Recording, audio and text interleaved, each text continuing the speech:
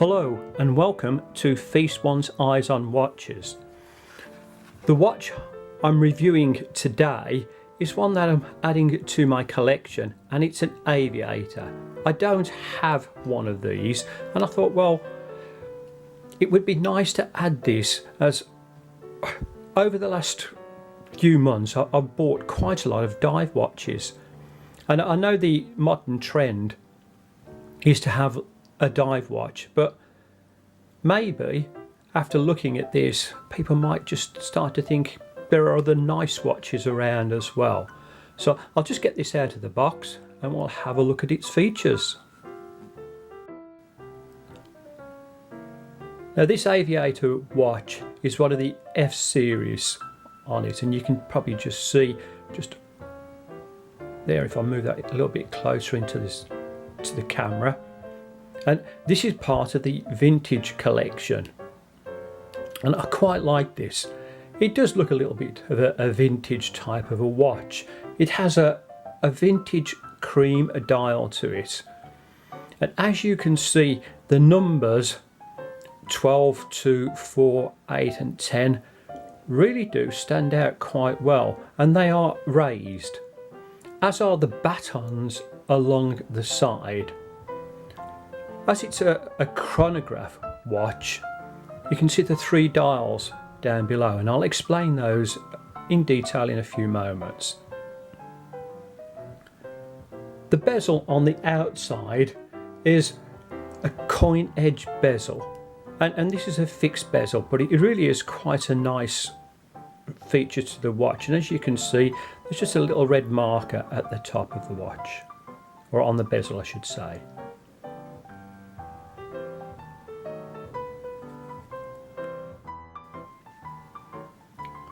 The hour hands on the watch are stainless steel on the outside, and then have some lume just fitted to the inside, and I'll do a little bit of a lume test later and just see how that looks.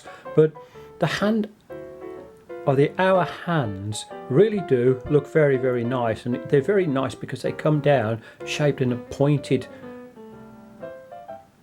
Now, one of the real nice features about this is the second hand. And the first part is, if I just come a little bit closer, is you'll see just right at the end of it, there's a little red piece of paint, I suppose. But if we go to the other side, you'll see that it looks like one of the red arrow's jets. And that is a lovely little feature as it moves around.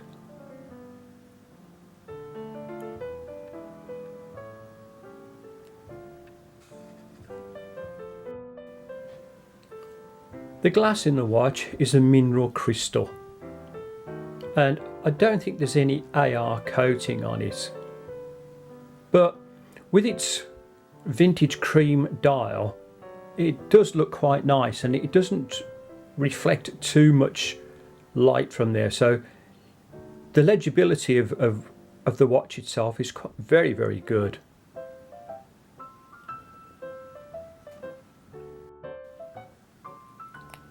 Pulling the crown all the way out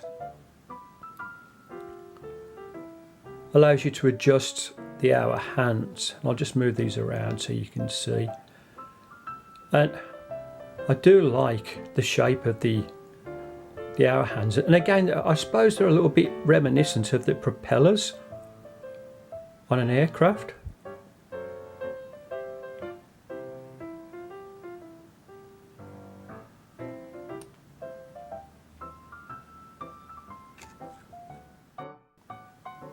Just below the 4 o'clock, you'll see a date window, and at the moment the date is just set on the 25th. And to adjust this, you're just turning this clockwise, and the date adjusts very, very nicely. It's very, very smooth, it's not clunky.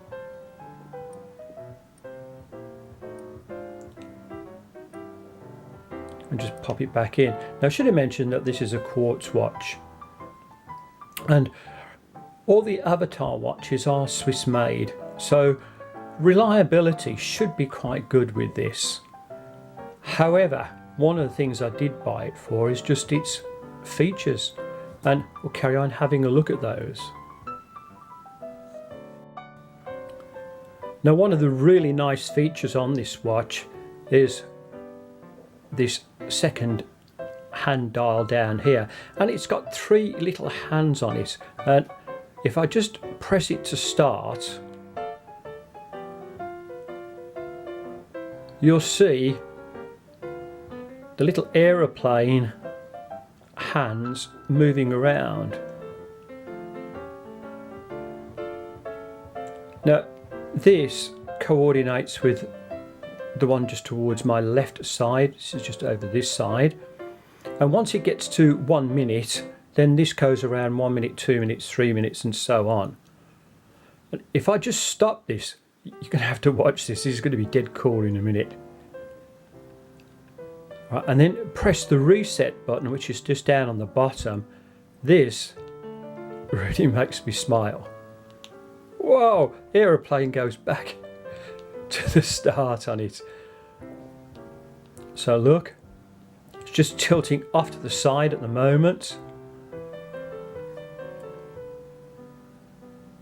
Stop it and watch this. It comes back to the start. I could play with that all day, to be quite honest. That is really quite a nice feature on it. The dial over here just works with the hours, and as I move the hour hands around, hopefully you'll see that this red dial over this side, or red hands, coordinates with the time. Just onto the side of the watch, hopefully you can see the crown on this, and it really is very, very nice. It's like a diamond shape. You've got your 2 pushers just on either side here, but the crown itself is really good. Now, as to the finish of the watch, it's really lovely polished. I just cannot fault this at all. It does look really nice, and it's shaped down beautifully on either side, so fitting on the wrist is very, very good.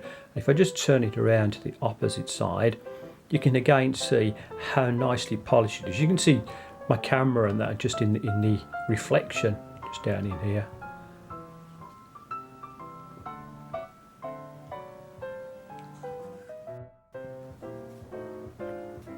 I've just turned the watch over so you can have a look at the back, and you can see the Aviator engraved onto the back with its logo. It says that it's F series, it's vintage. There's the serial number underneath. It tells you that it's water resistant and it's stainless steel. It's a screw down back on this, and there's a water resistance which is supposed to be about 5 ATM, that's 50 meters. I would just say it's pretty good for washing your hands. Not going to take this one diving because again it's just too nice a watch.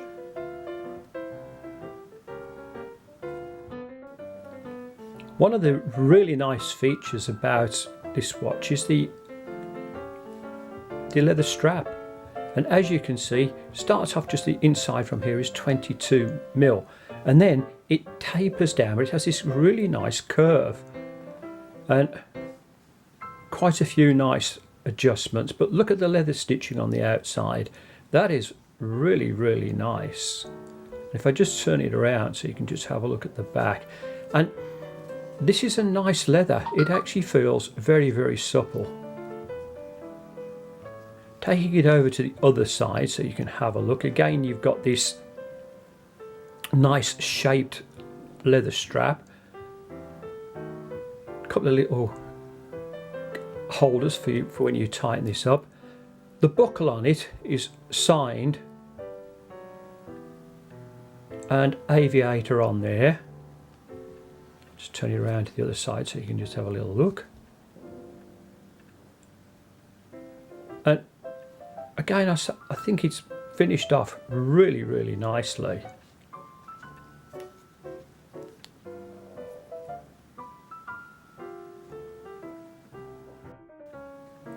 Now this is the first time I've put this watch on my wrist, and I have to say it's putting a smile on my face. Just looking at the dial alone is really quite unique.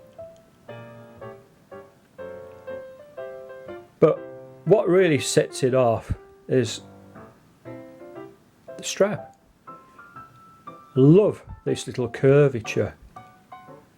You don't see that on many watches at all, or watch straps at all. It's very, very comfortable to wear. It's not an over heavy watch. It's balanced out very, very nicely.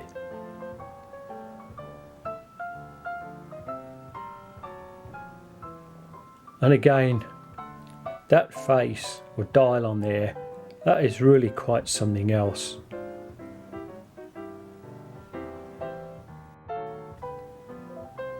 I mentioned earlier that there is a little bit of lume, and there's definitely some on the hands on the watch. And if you have a look at the 2 o'clock, the 4 o'clock, 8 o'clock and 10 o'clock, there's just little lume pips as well. So we'll give that a test and see how they look. Now I've shone my torch on the watch face for 30 seconds, and the only reading I've got is just with the hands and nothing else.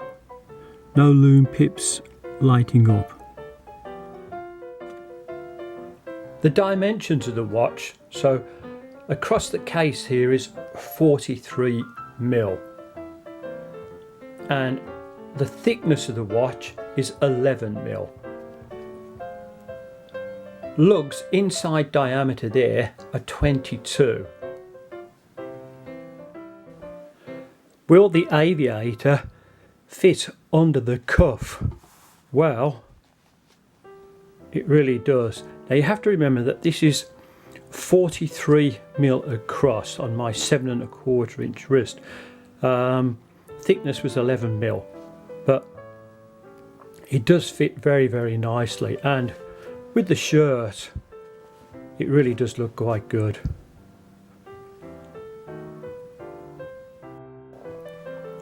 Does the Aviator fit under the cuff with cufflinks? Well, yes it does, and it looks really, really nice on the wrist. You have to remember that this is a 43 mil watch on my 7¼ inch wrist, but it does fit very, very good. And even if you take it round to the buckle part, the buckle is not too thick, so there's no snagging. So for me, that's a pass.